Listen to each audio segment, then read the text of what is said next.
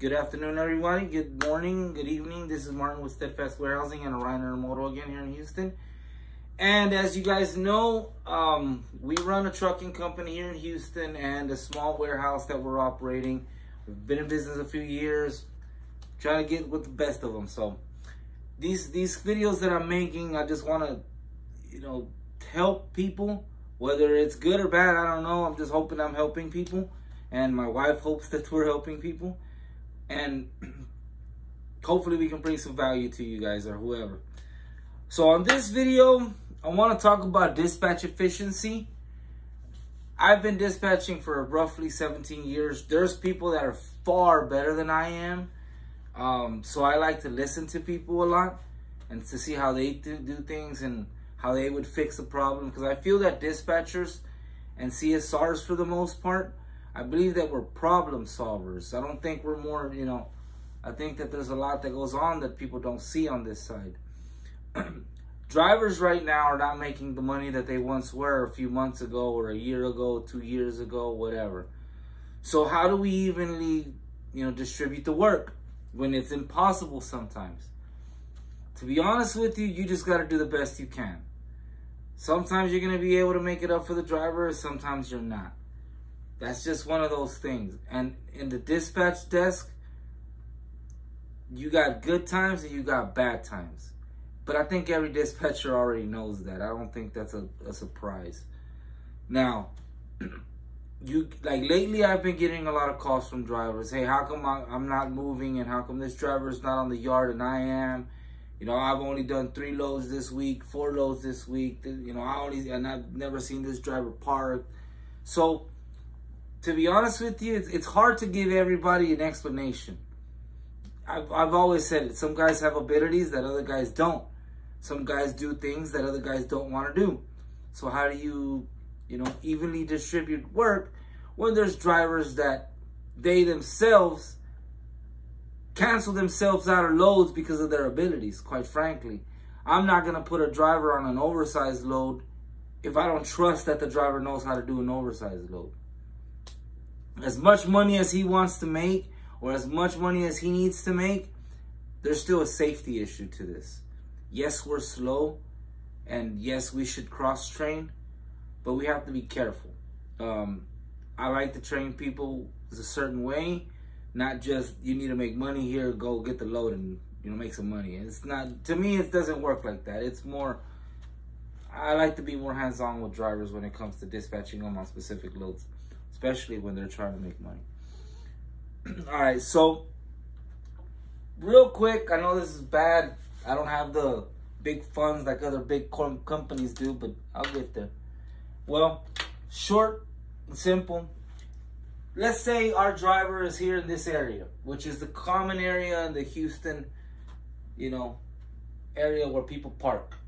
And all this area is typically where people park in the Houston area, in the east side, northeast side of town. So let's say our yard is here. I have a dispatch for a driver for Monday, and this is what I'm doing. I want to show you guys. This is Monday's dispatch. Now, the driver starts off here, and I don't have nothing for him to take down to the port. That's Bayport, that's Barber's Cut. I have nothing for the driver to do. So he doesn't want a bobtail because in his mind, he's losing money. But this is what he doesn't understand. Most drivers don't understand the bobtail at all, and I'm being serious.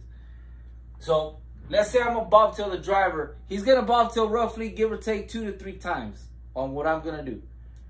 So from here to here, that's his first dispatch. So from here to here, that's roughly 35 miles. But he doesn't get paid for that. That he's just going because he's not taking anything. But his first dispatch is from here to a warehouse right here in Barber's Cut. So that's only a 7-mile, trip. From Bayport to Barber's Cut is only 7 miles. So yes, he's bobtailing 35 from here to here, but he's picking up a load from here and delivering it here. Now, when he drops at the warehouse in Barber's Cut, I have another load for him out of that same area in Barber's Cut. So he picks up there. He doesn't have to bobtail nowhere because he's already in the same area. And he's picking up a box out of Barber's Cut that goes right here down the street to LaPorte. That is a 7-mile trip. So he's bobtailed once from here to here, but then his next 2 trips from here to here, that was 7 miles. His next trip from here to here, that was 7 miles. So he's done 2 loads now within 14 miles of each other. From here to here and here to here. So 35 miles bobtail to do 2 right away right there. Makes perfect sense to do that bobtail. Now, you are going to get sometimes some drivers that are just wow. They want a bobtail pay from here to here or here to here. Very seldomly will you get that, but I promise you there's drivers that they try to get it. We don't pay that. But let's say you got a driver that let's say the next dispatch is going to be out of Bayport. Now the driver has to bobtail from this warehouse right here to Bayport. That's 12 miles. That's his second bobtail. His first bobtail, sorry about that. His first bobtail was from this area to the port, 35 miles. And his second bobtail, because I don't have nothing from this area to the port, is 12 miles. So far, 2 bobtails and 2 loads. Right close to each other. Now his third load is coming out of Bayport and it's going up here to the 77032 area by the airport.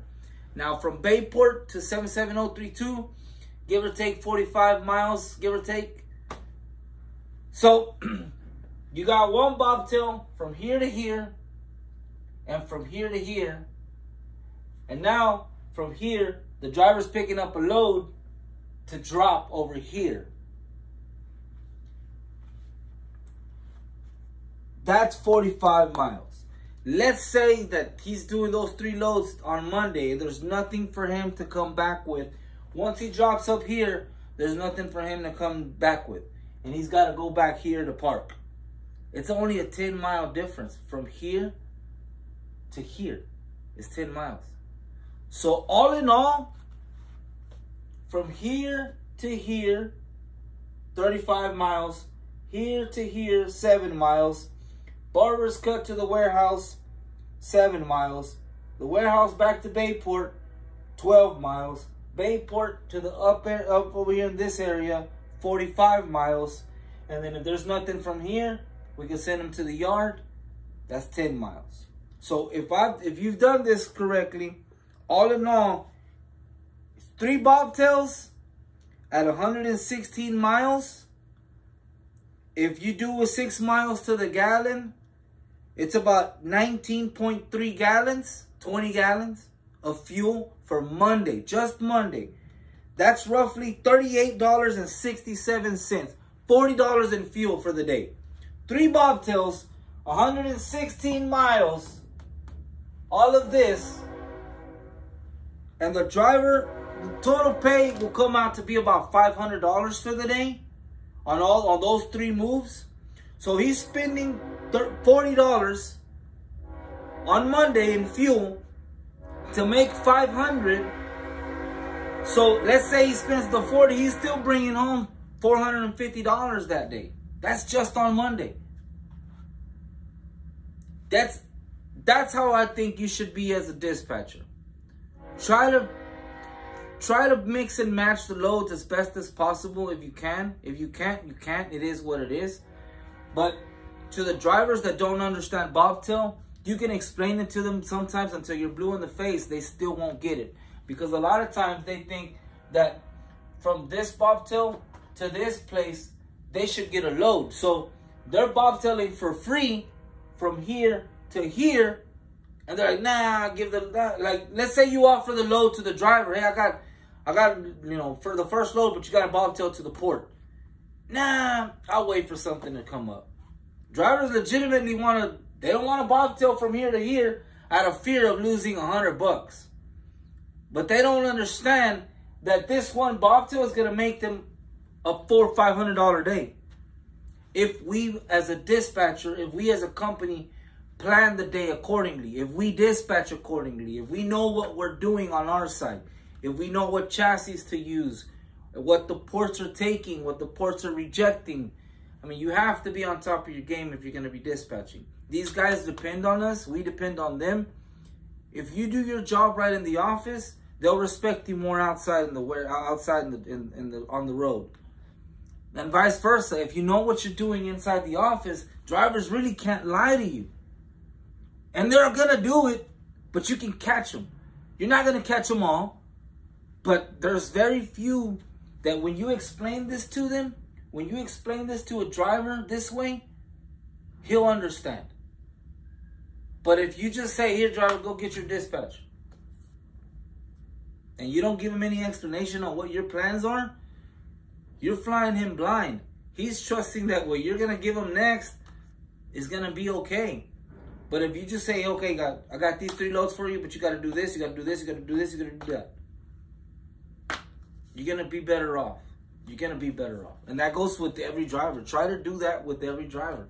And if you have a load that comes in, we all know that you have that last minute customer that has that last load, that last 3-day hot load, you know, whatever, you know, cut off that somebody couldn't do for them.